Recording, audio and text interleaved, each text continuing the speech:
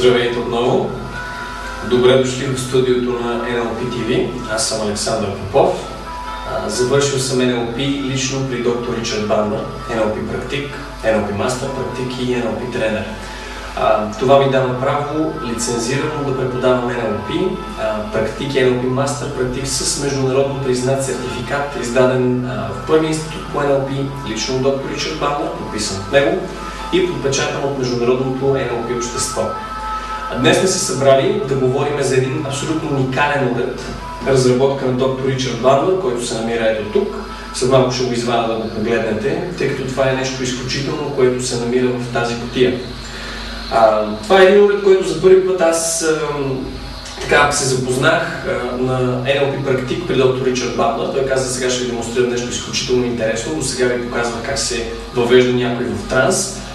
Транс в много случаи може да бъде преведено като медитация. И той просто извади този уред, който се състои от слушалки, от нещо като MP3 плеер, който се включва тези слушалки към него и едни специфични очила, които когато ги сложите и пуснете звука в ушите си, хармонизират тялото ви по един уникален начин, така че изваждат най-доброто от вас, от вашето подсъзнание на повърхността. Кога се използва този уред? Значи това, което на мен изключително много ми направи впечатление, че доктор Ричард Бандър за първи път го използва, когато демонстрираше бързото лечение на фобия. Той го сложи на момичето, което имаше фобийна реакция и каза, забележете, сега ще оставя 10 на минути с уреда Mind Spa, докато ние си говорим, докато ние коментираме. Преди да сложи уреда върху нея, очилата и слушалките, тя имаше фобия от паяци и те влезнаха с един паяк, който тя видя и в момента, в който тя го видя, пребледня буквално и тръгна да бяга.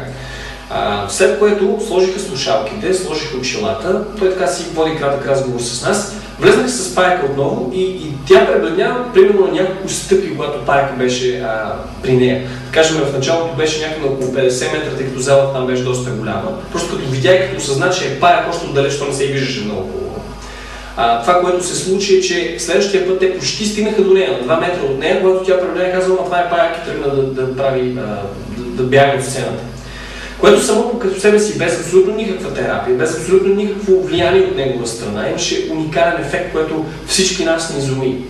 И ние започнахме да задаваме въпроси и това, което той започна да разказва е как, когато са правили изследвания, как работи мозъка, когато влиза в някакво стресово състояние, било то стрес на работното място, било то стрес вкъщи, било то някакъв страх, някаква фобийна реакция, преяждане или каквото и да било, което излиза отвъд границите на това, което ние стандартно наричаме нормално. Мозъка влиза в една мъничка грешка според него. И мъничката грешка е, че мозъка започва да работи над 50% от капацитета си. Какво означава това?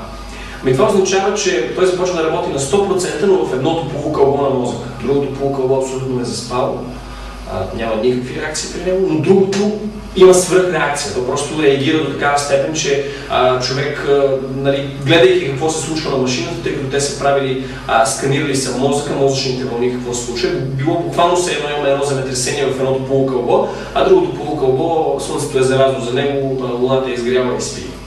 И това, което те установяват учените и доктор Ричард Бандър, които работят по този проект, е, че когато човек влиза в стресово състояние, в състояние на дисбаланс, на липса на хармония, е, че двете полукълба не комуникират.